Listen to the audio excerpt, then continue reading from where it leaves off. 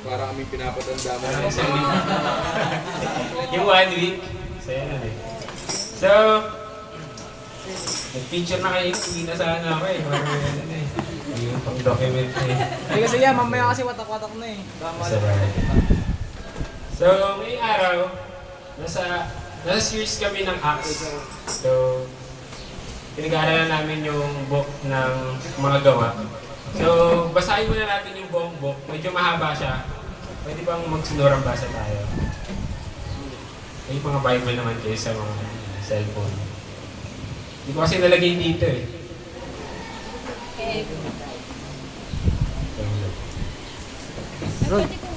Sige, sino pwede mag-umpisa? Or pwede i-flash? Sa screen.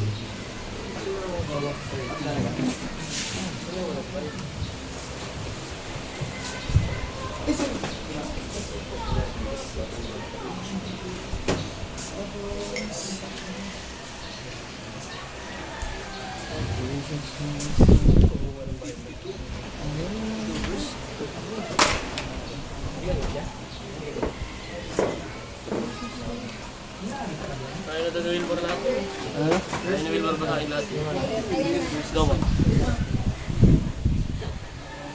So, ayan. Pwede ipakita.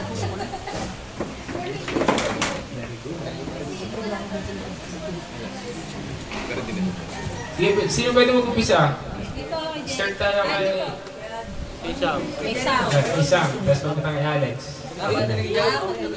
Nakakatapos siya na kumanta eh. Kaya huwag ka na mahingi. Sige na. Ang pagkasugo kay na Bernabe at Saulo. May mga propeta at mga guro sa iglesia sa Antigua, kabila Antigua, Antioquia. Antipolo na. Layo na niya. So, Ang pagkasugo kina Bernabe at Saulo. May mga propeta at mga guro sa iglesia sa Antioquia. Kabilang dito sina Bernabe, Simeon at na tinatawag ding Maitim, Lucio na taga Siren,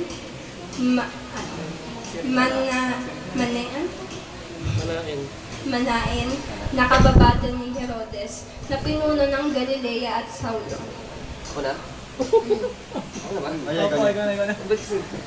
Lapit ka daw dito. Habang sila'y nag-aayuno at sumasamba sa Panginoon, sinabi sa kanila ng Espiritu Santo, ibukod ninyo sina Bernabe at Saulo. Sila'y pinili ko para sa tanging gawain inilaan ko sa kanila.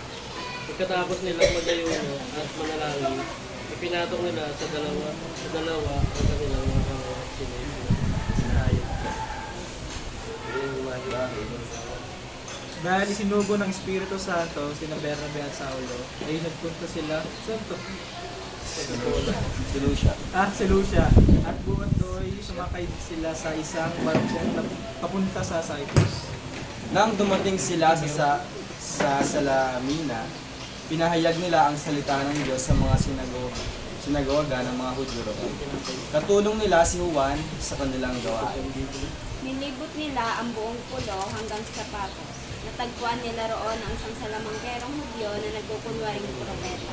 Paresus ang kanyang pangalan. Kaibigan nito ni Gobernador Sergio Paulo, isang lalaking magaling. Pinatawag ng gobernador sina Bernabe at Saulo sapagkat nais niyang marinig ang salita ng Diyos. ngunit sinulungat sila ng mga salamangkerong si Elimas. Ito ang pangalan ni Baresus sa wikang Griego, upang hadlangan ng gobernador sa pananampalataya. Si Saulo na tinawag ni Pablo na puspos ng Espiritu Santo ay tumitig kay Elimas.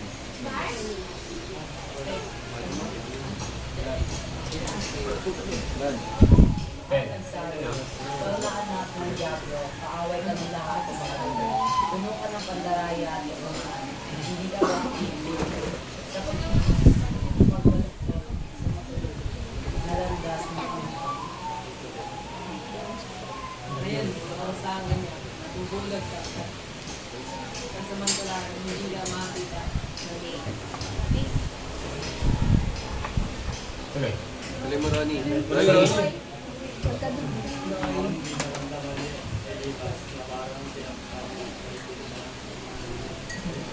Wala pa nga ng mga mata. Dahil hinanap ng tao makakaisa. Mampalataya ang gobernador na makita ang nangyari at umanga siya sa katuruan. Katuruan ng Diyos ang Mula sa pako, naglayad po pinapabungan sa pwede at nakakapag iwalay ng mga dinilang at nagpalit sa Jerusalem. Mula sa pera, nagpatuloy sila hanggang Antioquia sa Pisidia. Nang araw ng pamamahinga, pumasok sila sa sinagoga at naupo. Matapos mo tayo ng ilang bahagi ng mga sulat at utusan at ng mga propeta, nagpasabi sa kanila ang mga katapamahalan ng sinagoga. Mga kapatid, kung mayroon kayong mensahe at mapalakas ng loob ng mga tao, maaari kayong magsalita.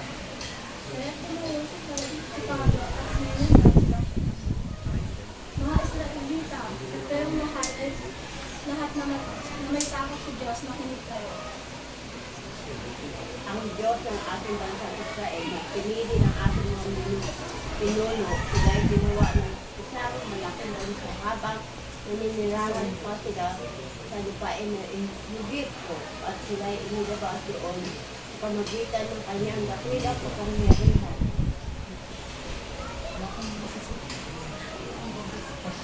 Sa loob ng 4 taon, sila ay pinag-iisip. Dito niya ang itong bansa sa lupain na Kanaan at binigay sa mga Israelita ang lupain bilang pamana. Naganap ang lahat ng ito sa loob ng halos 450 taon. Pagkatapos sila binigyan niya ng mga hukom hanggang sa panahon ng propetang si Samuel. Nang humingi sila ng hari, ibinigay sa kanila ng Diyos si Saul na anak ni Cis, isang lalaking mula sa lipi ni Benjamin. Naghari si Saul sa loob ng 40 taon. At nang siya alisin ng Diyos, si David naman ang pinili ng Diyos upang maghari sa kanila. Sinabi ng Diyos tungkol sa kanya, si David na anak ni Jesse ay isang lalaking aking kinalugdan na handang sumunod sa lahat ng nais ko. Sa angkan ng lalaking ito, nagmula si Jesus, ang tagapagligtas na ipinakita. Bago siya dumating, nangaral si Juan sa buong Israel na dapat nilang pagtisiyan at talikuran ang kanilang mga kasalanan at magpabautismo. Nang matatapos na ni Juan ang kanyang gawain, sinabi niya sa mga tao, "Sino ba ako sa akala ninyo? Hindi ako ang Kristo, ngunit siya'y darating na kasunod ko, at hindi ako karapat-dapat kahit magkalag man lamang kayo ng kanyang sandalyas." Mga kapatid kong mula sa lahi ni Abraham at ng mga taong may takot sa Diyos, tayo ang pinadalhan ng balitang ito tungkol sa kaligtasan. Hindi nakilala ng mga taga-Jerusalem at ng kanilang mga pinuno na si Jesus ang tagapagligtas. Hindi rin nila naunawaan ang mga pahayag ng mga propeta na binabasa nila tuwing araw ng pamamahinga. Ngunit sila na rin ang nagsakatuparan ng pahayag na iyon nang si Jesus ay hatulan nila ng kamatayan. Kahit na wala na silang sapat na dahilan upang siya ipapatay, hiling pa rin nila kay Pilato na siya ay hatulan ng kamatayan. At nang matupad na nila ang lahat sa sulat tungkol sa kanya, siya ay binaba nila sa krus at nilibing. Galing siya'y muling nahulihan. Sa loob ng maraming araw, siya ay nagpakita sa mga sumama sa kanya sa Jerusalem mula sa Galilea. Ngayon sila ay mga saksi niya. At ngayon ay mga saksi niya sa mga Israelita.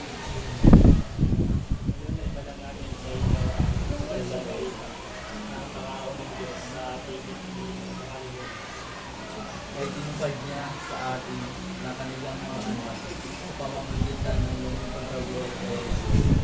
Gaya ng nakasulat sa ikalawang awi, ikaw ang aking anak, sa araw na ito, ako'y naging iyong ama. Tungkol naman sa kanya ang pagpapilay at di pagkabulok ng kanyang katawan ay sinabi ng Diyos. Sa pagkaloob ko sa inyo ang mga banal at paatahan, pagpapala, gaya ng mga At sinabi rin niya sila ang masabi, hindi mo hahayaang marating ang pagkabulok ng iyong banal. May subuanan ni David ang kalooban ng Diyos para sa kanya. At ang nakita, siya ay namatay at pinipigil David ng kanyang mga ninuno. At siya ay dumanak ang kamulo. Subalit ang muling pinuhay ng Diyos ay hindi dumanas ng pagkamulo. Dapat ninyong malaman mga kapatid, sa pamagitan ni Jesus, ipangaral ninyo ang katapatan ng mga kapatawaran ng mga kasalanan.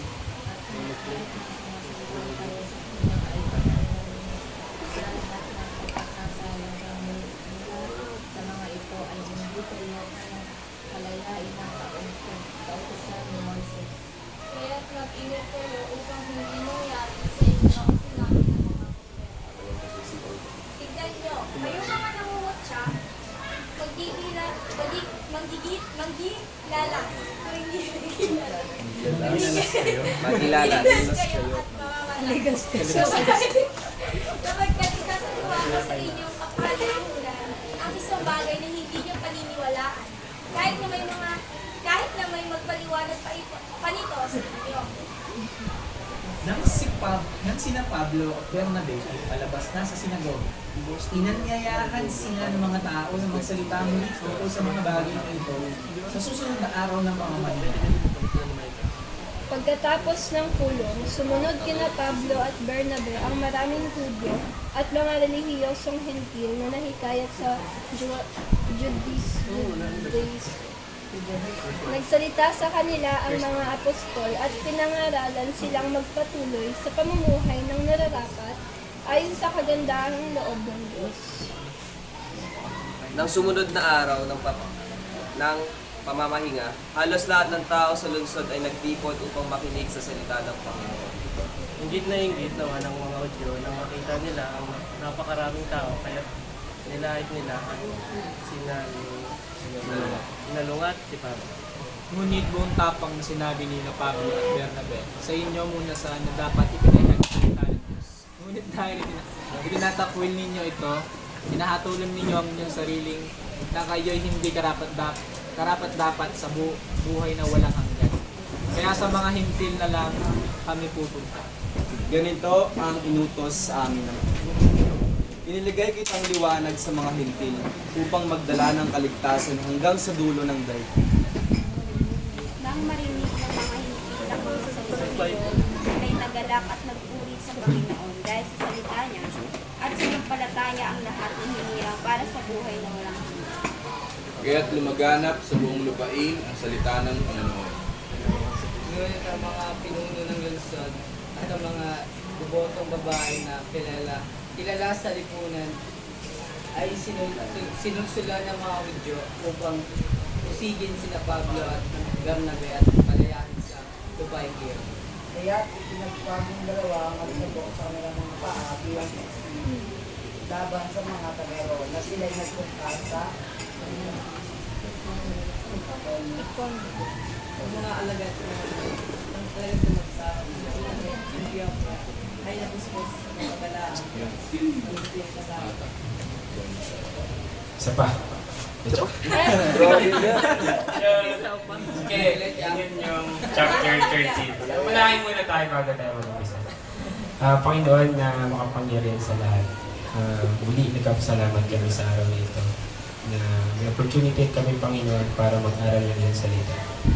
Dalangin namin na yung banal na Espiritu mo, Panginoon, yung bumaba sa bawat isa upang maranasan namin, maramdaman namin, Panginoon, yung tamis ng mga salita na galing sa iyo.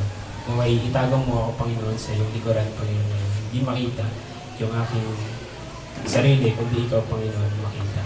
At ikaw ang maging sentro ng umagang ito. Ang aming dalangin sa Panginoon Jesus. Amen. So, ganda ng kanta kanina. Parang sakong-sakto siya sa ano ko eh. Sa pitch. Kasi hindi kumakanta eh. Malamig kasi boses ko eh. Makakakinig ng boses. Ay nakano ng laman. Malalaman niya kasi malalaman niya kasi So, Panext po. Yun na lang sa'yo. So araw-araw, gumigising tayo ng parang nasa character selection screen ng laro. Kumbaga, meron tayong choices. Yung life, sabi diyan, life is full of choices. So, pagising mo, may choice ka kung isnooze ba muna yung alarm mo or babangon ka na. Review ba muna or review ba o Netflix muna? Ganyan. Healthy living ba o deserve ko muna mag-milk tea ngayong araw? Kasi ano, kung masama sa exam. Magre-reply ba agad or scene zone muna? So yung mga ano dito, scene zone. Yung mga hindi nagre-reply. Kung lover ka, kung may naliligaw sa'yo, sasagutin ko na ba? O wait lang muna? Virgin na ba? Parang ganun. Kung nanay ka naman, may choice din na manok ba ulamin namin ngayon or baboy? Ano kaya luto? Adobo kaya o nilaga? Mga ganyan. Kasi yung buhay natin, again, full of choices. So, may mga choices naman na maliliit na yung consequences. Ay, alam niyo ba ito? Familiar kayo dito? Hindi namin alam yan. Sino mga nag-ML dyan? Ano yan yan? Sa ML yan eh. Sino ako nag-ML dyan? Sino ako nag-ML dyan? Taas kami nag-ML dyan, Kung hindi nila alam. So, hindi kasi namin alam yan, sir. Sa ML kasi, meron kang choice na mag-surrender. Pag nag-surrender ka, pag-apat, no? Apat na surrender, matatapos na yung game. So, parang pinili nila na matapos na yung game. So may mga choices na maliliit lang yung consequences. Halimbawa, pag late ka sa school, sermonan ka lang ng teacher. Pag bumagsak ka naman sa quiz, pwede na lang bumawi next time, di ba? Mga ganun. Pero habang tumatagal, ako sa sarili ko, parang lakas na echo. Ay, sorry. Kung saan na ako? Baba mo. Baba. Yan. Baba. Taas mo konti. Yan, pwede na yan. Yan. Kaya patanggalin ko na dyan. Akat pa ba? Sige, dito. Sige. Pero habang tumatagal, again, nare-realize natin na yung choices natin, nag-shape ng direction. Pwede pa ibasa? Sabihin mo sa katabi mo. Choices shape direction. So, yung choices daw natin, nag-lead sa isang direction. So, hindi ka lang basta napupunta kung saan ka ngayon, dinadala ka ng series of choices mo. Halimbawa, pinili mong mag-aral, then eventually, mag-graduate ka. Pero kung hindi mo pinili mag-aral, huwag mong asahan ka-graduate ka. Parang ganun. Ganyan rin nalaman yan na. Ayun pala yun, sikreto. Pero ngayon, seriously, may mas malaking tanong kaysa kung ano yung course na kukunin mo, or sino yung magiging jowa mo, kung ano yung ulamin nyo mamaya, or yung career path na natatahakin mo. So, yung pinaka-importanting choice kasi ngayon ay hindi lang nakataya yung ngayon, kundi kung ano yung patutunguhan mo sa hinaharap. Habang pinag-aral namin ito ni Pastor, tatawa ko kasi pang gulat, panakot. Parang yung choices mo ngayon, it's either mapupunta ka sa impyerno or sa piling ng Panginoon. So yun yung pag-aaral natin ngayon. And, next po. So, ang tanong na sasagutin natin ngayon, ano ang gagawin natin kay Jesus? Sabihin mo ulit sa atabi mo. Ano ang gagawin natin? Ano gagawin? Gagawin. Really, sa totoo lang, ano ang gagawin natin kay Jesus? Kapag narinig mo yung salita, yung mga salita tungkol kay Jesus, so ano yung gagawin mo? So, kasi yung gagawin natin kay Jesus ay nakadepende sa response mo sa Word of God. Halimbawa, may nagsalita sa'yo, yung gagawin mo kay Jesus ay nakadepende kung ano yung maging response mo. Tatanggapin mo ba? Or i-reject mo ba? Or sasagabal ka ba? Next po. Ayan, ito pala. Ano ang gagawin natin kay Jesus? Dahil ang gagawin mo kay Jesus ay nakadepende sa response mo sa salita ng Diyos. Okay? So ngayon, sa Acts 13 or sa Gawa 13, may kita natin yung tatlong klase ng response. Doon sa binasa natin kanina. May tatlong S. Ilan ulit? Tatlong S. At sana hindi natin piliin yung unang dalawa. Yung unang dalawang S. So, yung unang dalawa kasi, nasasabihin ko, sana huwag nyo gawin. So, proceed na tayo agad. So, number 1, sasagabal. Ano po yung sasagabal? Haharang, ahadlang, parang balakid, parang puwing, di ba? Parang i-stop sa'yo, sasagabal sa'yo. So, dito sa kwento, babasa natin kanina, sino pwede magbasa ng verse 7? Kaibigan siya, doon na, siguro mo basta. Kaibigan siya ni Sergio Paulo, ang matalinong gobernador ng Islang iyon. Pinatawag ng gobernador sina Bernabe at Saulo dahil gusto niya makinig ng salita ng Diyos. So, ayun. So, sa kwento na to, may gobernador daw na gustong makinig ng salita ng Diyos. Sabi niya, no? Dahil gusto niyang makinig ng salita ng Diyos. Ibig sabihin, open siya. Curious siya. And may desire sa puso niya na makinig. Sabi niya kasi gusto. Ibig sabihin, gusto, naging choice niya na makinig sa salita ng Diyos. Pero, may isang tao, si Elimas. Sino nga ulit si Elimas? Tandaan niyo ba? Kaibigan. Yung salamangkero, yung tinatawag ding Bar-Jesus, isa siyang salamangkero. Tapos ang ginawa niya, sa next verse, di ba, gustong makinig ng salita ng Diyos yung gobernador, ngayon ang ginawa niya, ngunit hinadlangan sila ni Elimas, si Pablo at si Bernabe. Ang salamangkero, ang kahulugan ng kanyang pangalan sa wikang Grego. Ginawa niya ang lahat ng paraan upang hindi sumampalataya ang gobernador kay Jesus. Again, may desire yung gobernador na makinig ng salita ng Diyos, curious siya, pero hinadlangan sila ni Elimas. So, ginawa niya ang lahat ng paraan upang hindi sumampalataya ang gobernador kay Jesus. Ngunit si Saulo, na tinatawag din Pablo, ay napuspos ng banal na espiritu at dinitigan niyang mabuti si Elimas at sinabi, anak ka ng diablo. Kalaban ka ng lahat ng mabuti. Panay pandaraya at panluloko ang ginagawa mo. Hindi ka ba hito sa pagbabaluktot mo sa matuwid na daan ng Panginoon? So ito yung unang S. Again, ilan yung S natin? So ito yung unang S. Sana hindi kayo sasagaban. So, may kilala ba kayong ganito? Na masagabal? Epal no? Hindi ka naman yun. Epal yard. Kapag, di ba, pag may friend ka na parang gusto magbago, tapos gusto magsimba, or gusto nang lumapit kay Lord, pero ikaw, o kaya may kumari ka o kapitbahay, na gusto nang magbago, gusto nang lumapit kay Lord, gusto nang magsimba, pero ikaw, kaya sabihin, huwag ka dyan, parang OA lang yan, parang wala namang patutunguhan dyan, di ba? Yung mga ganun na mga tao eh. So, ganun din si Elimas. Parang ganun sinabi niya na, ginawa niya lahat ng paraan, hindi lang sa salita siguro, kundi parang baka kinuha niya rin yung gobernador para hindi sumampalataya dun sa kay Jesus. So, ang pagsasagabal sa gawain ng Diyos ay hindi maliit na bagay.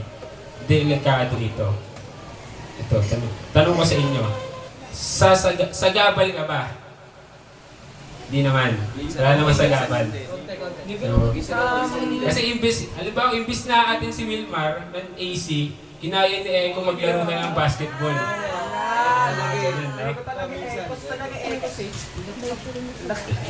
Ayan, so yung unang S natin, again, sasagabal. So, punta na tayo sa pangalawa.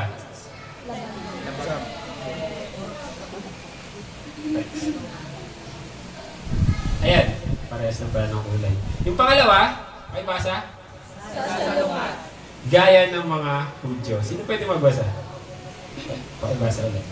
Ang sumunod na araw ng kanilang kapahinga, halos lahat ng naninirangan sa Antipatri ay nagtipon sa sinagoga upang makita sa salita ng Panginoon. Nang makita ng mga pinuno ng mga Hudyo na maraming tao ang dumalo, nainggit sila nang nilungat nila si Pablo at nila. So, sabi dyan, nang makita ng mga pinunong Hudyo ang maraming tao na dumalo, nainggit sila at sinalungat nila si Pablo at nilahit. So, yung pangalawang S, sasalungat. So, kasi sa susunod na eksena, di ba, pagtapos ng kay Elimas, yung sumunod, halos lahat ng tao sa Antioquia, nagtipon sila para makinig kay Pablo. Ibig sabihin, they choose para makinig. Pero, ang ginawa ng mga hari ng mga Hudyo, ang ginawa nila, sinalungat nila si Pablo at nilait.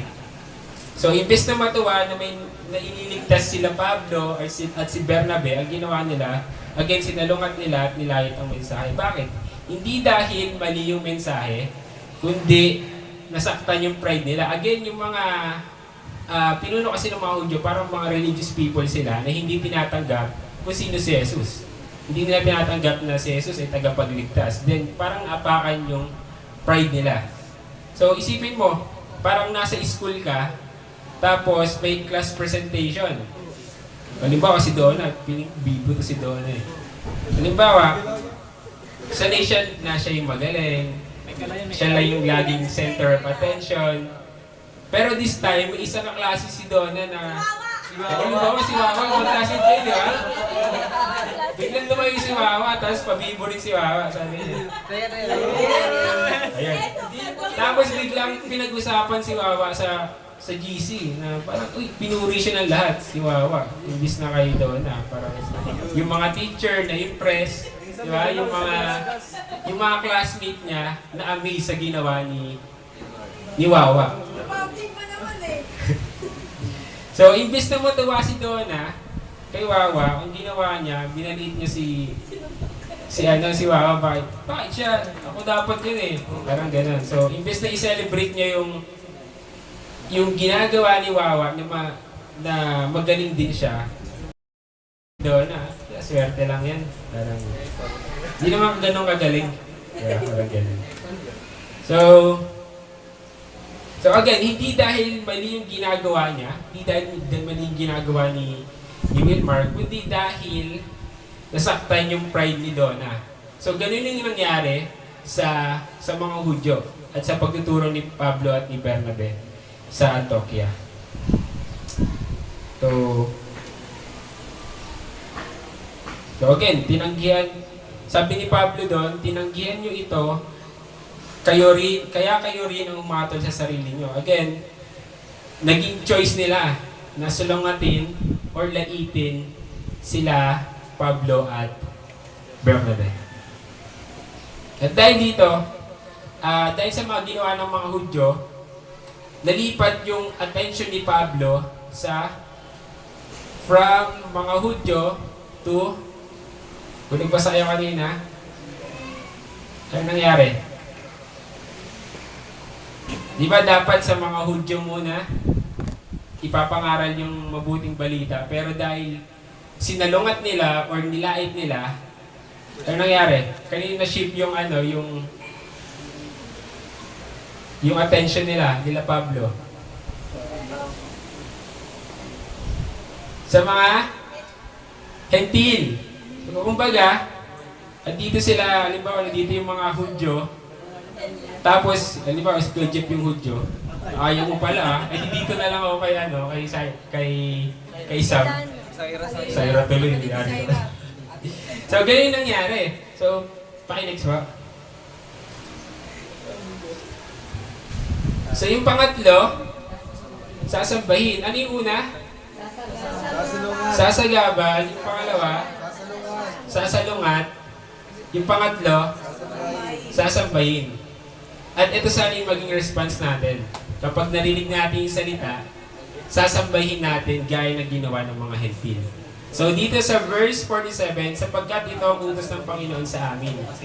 Ginawa kitang ilaw sa mga hentil upang dalhin mo ang kaligtasan sa kasuluk-sulukan bahagi ng daigdig. Nang marinig ito ng mga hentil, nagalak sila at pinarangalan ang salita ng Panginoon at ang lahat ng itinalaga para sa buhay na walang hanggan ay sumampalataya. Kaya kumalat ang salita ng Panginoon sa lugar na iyon. So ngayon, again, may isang grupo ng mga hentil. So, nung marinig nila yung salita, yung naging response nila, naggalak or nag-rejoice at pinarangalan ang salita ng Panginoon. So, ano yung choice nila? Anong naging choice nila?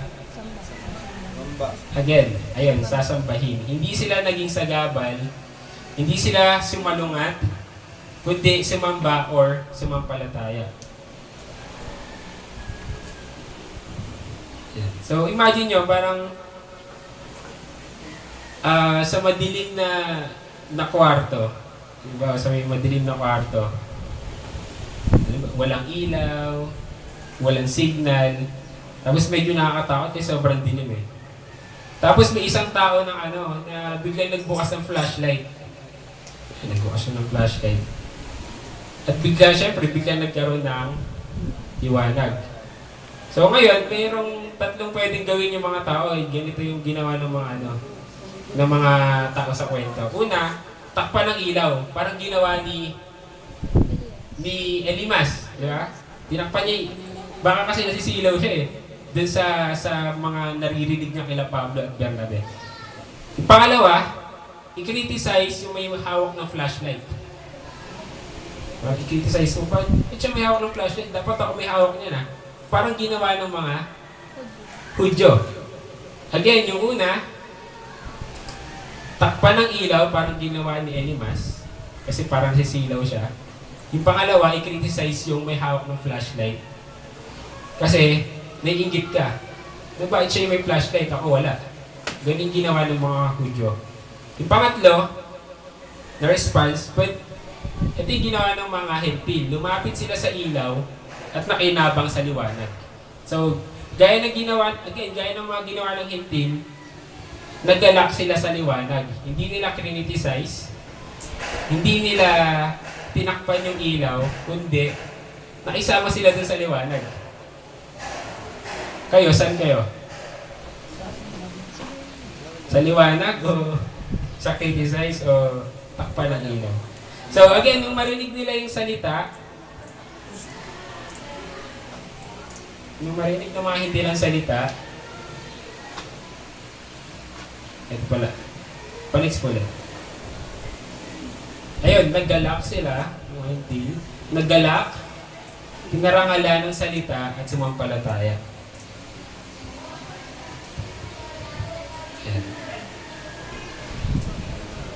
So, ang tanong ngayon, nagagalak ka ba? Kapag narinig mo yung salita. Or kapag narinig mo yung salita.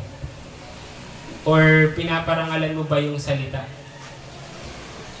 At kapag narinig mo yung salita, sumasampalataya ka ba? Friends, ulit. Dahil patapos na tayo. Ang bilis ko lang ngayon, no? Dito po talaga ako mag-ano eh. So, now, nasa harapan tayo ng parehong choices. Parehong mga choices sa kwento. Kapag narinig mo yung salita na ito, halimbawa, pwede pa ibasa? Sige,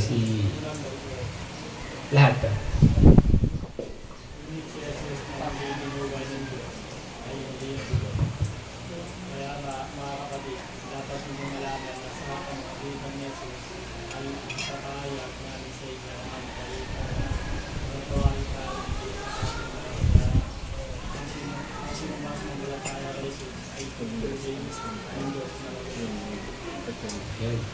So again, nasa harap tayo ng mga parehong choices.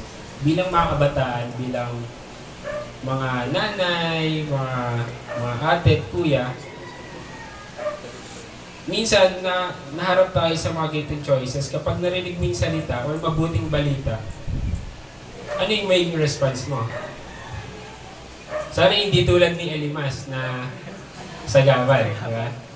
Or hindi tulad ng mga Hudyo na sasalungan. Parang, mali yan. Parang, tapos nilalait nila yung mga sila Pablo.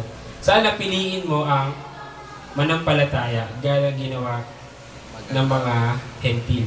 So again, yung pinakamahalagang choice sa buhay ay hindi kung sino yung sasagutin mo, kung sino yung liligawan mo, sino yung pakakasalan mo, or kung ano yung maging career mo in the future. Ang pinakamahalagang choice sa buhay ay kung ano yung gagawin mo kay Jesus. Again, sana yung gawin mo kay Jesus ay sambahin at manampalataya. Next ka. Ano ba next? Ayan, kasambahin. Paulit-ulit lang talaga yun. Manampalataya at sumuko. Next po ulit. Ayan. So, bilang pagkatapos, yung Diyos kasi, yung si Jesus, gusto niya ng relationship sa atin. Gusto niya ng relationship. At sa isang relasyon, alam naman natin lahat, sa isang relasyon, kailangan mo itong piliin. Diba? Halimbawa, pinili ni Eko si... Sino? Kailangan mo siyang piliin. Hindi by force. Kasi kapag by force, hindi yung relationship. Diba? Again, ganito yung ganito yung gusto ni Jesus sa atin. Relationship. Na hindi by force, kundi by choice. Sana piliin natin si Jesus. And bakit kaya sila Pablo at si Bernabe naglalaan sila ng oras at panahon nila para ipalaganap yung mabuting balita? Natanong niyo na ba yung sarili niyo? Na bakit nag-aaksaya pa sila ng panahon? Pwede naman silang matulog na lang sa kwarto. O kaya ako, pwede lang mag-Netflix sa bahay, manood ng Walking Dead, maglaro kung ano-ano. So, kasi, imagine, kung alam ko yung gamot sa cancer, tapos hindi ko sinabi sa inyo, criminal yun. Parang i-label na lang ako sa criminal. And kung alam ko yung cure sa HIV or AIDS, then tapos hindi ko sinabi sa inyo, then deserve ko mapunta sa bilangguan. So in the same way, sila Pablo at sila Bernabe, pinapalaganap nila yung mabuting balita kasi isa tong cure sa lahat ng tao. Free siya para sa lahat. So, iano ko lang din, i-insert ko dito yung preaching ko nung last November sa joint. Sabi dito, ito yung sumulat na ito si Pablo sa Romans. Sabi dito ni Pablo, sabi niya, "Oh, what a miserable person I am." Sabi niya, "Who will free me from this life that is dominated by sin and death?" Thank God the answer is in Jesus Christ our Lord. Sa Tagalog, sabi niya, kawawa naman ako. Sabi, sino ang magliligtas sa akin sa makasalanan kong pagkatao na nagdudulot sa akin ng kamatayan? Salamat sa Diyos, siya ang nagliligtas sa akin sa pamagitan ni Jesucristo na ating Panginoon. Kung mapapansin nyo, yung hinighlight ko dito sa English, who. Tapos dito, sino.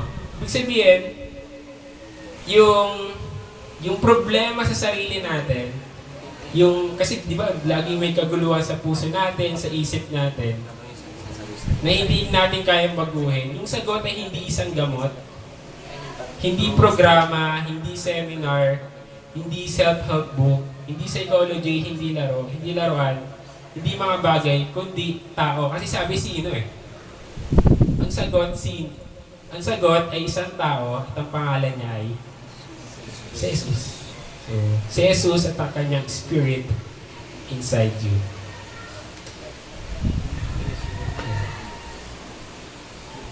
Ito na talaga, patapos na ako. Pwede ba natin kantayin ulit yung ano mo yun, Jesus at the center.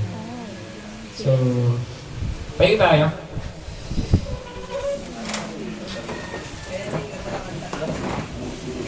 Ayan.